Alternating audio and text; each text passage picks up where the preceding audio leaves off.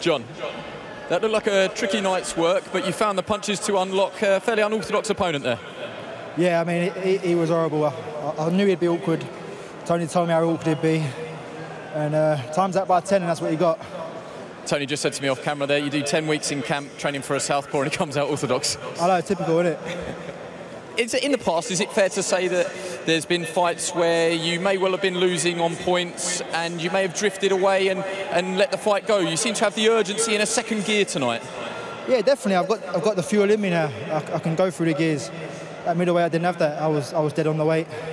I worked closely alongside Tony, Dan Lawrence, Charlie Sims. They're all in contact with each other on a regular basis, and we know what's working best for me. Did you feel like you were breaking him down, and was the turning point, the cut, did that inject a bit of urgency to you? It put the frighteners on me, yeah, and I felt like, yeah, he probably was nicking the early rounds, and I really did have to step on the gas then. What do you want to do next? That was some form of eliminator for Callum Smith's world title. Is that a fight that you're looking towards now?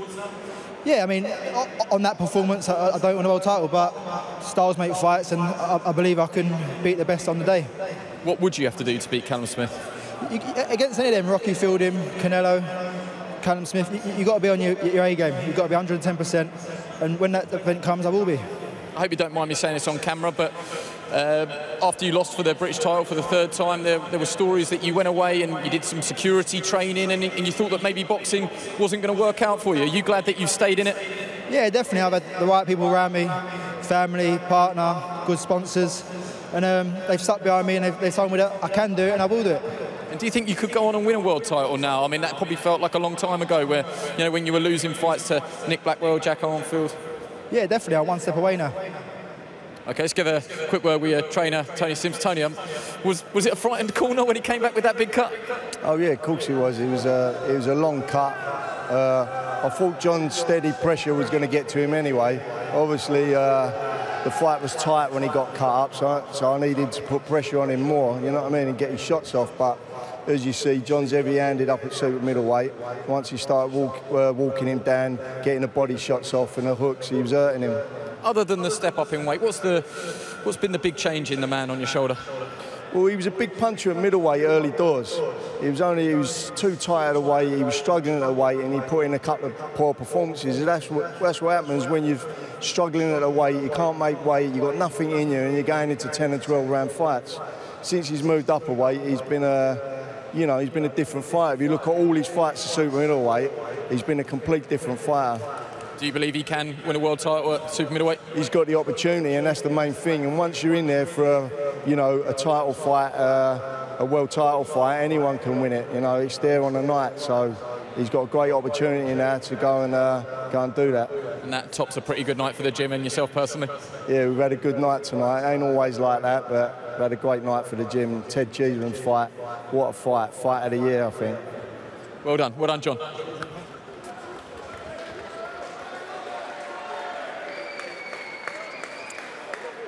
Yes, congratulations to John Ryder. But tonight, though, we are reminded there are more important things than sport. It's been a terribly sad day for the world of football, and our thoughts and prayers are with all the families and anyone affected in today's terrible events. But we do have to talk about the fight. John Ryder's performance just then, he needed that flourish in those 6th and 7th rounds. Yes, he did. Again, the downfall of John Ryder is him struggling to adjust to something different that was in front of him. Tonight he had to. Sirotkin came out as an orthodox fighter. He expected him to be a southpaw on the back foot. They trained 10 hard weeks for that. And what he did was he had to walk him down, try and break him down.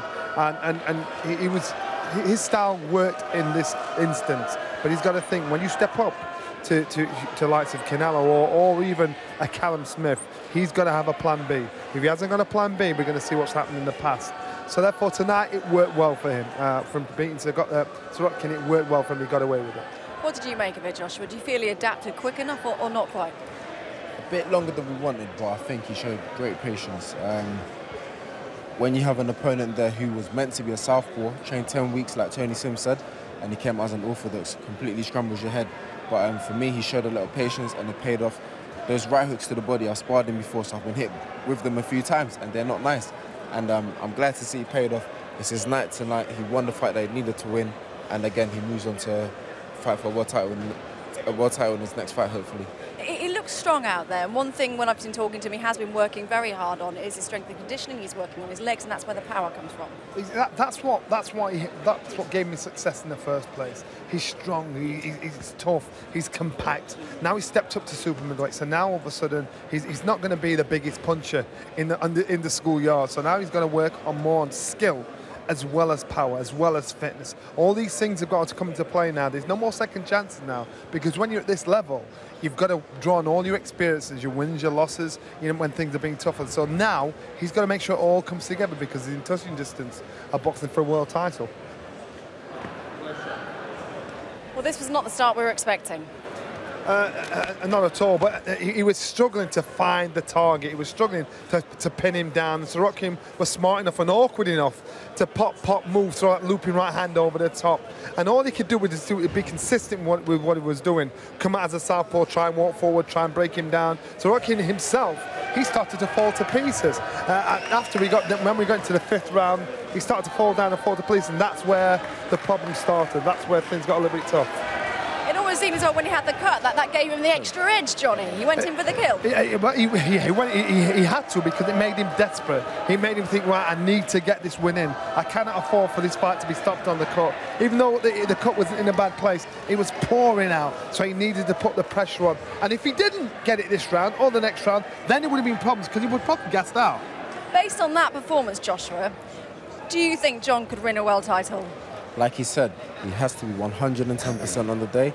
You have to be 110% on the day when you're fighting the likes of Canelo, even Callum Smith and Rocky Fielding. So any man on the day will believe they can win. So I'm sure him and his team will believe they can win. What about you, Johnny? I think now, you look at the guys that are out there, I think it's going to be a tall order. I'm being honest. It's going to be a tall order. So we'll just see how it turns out. Luck shines on everyone at some point.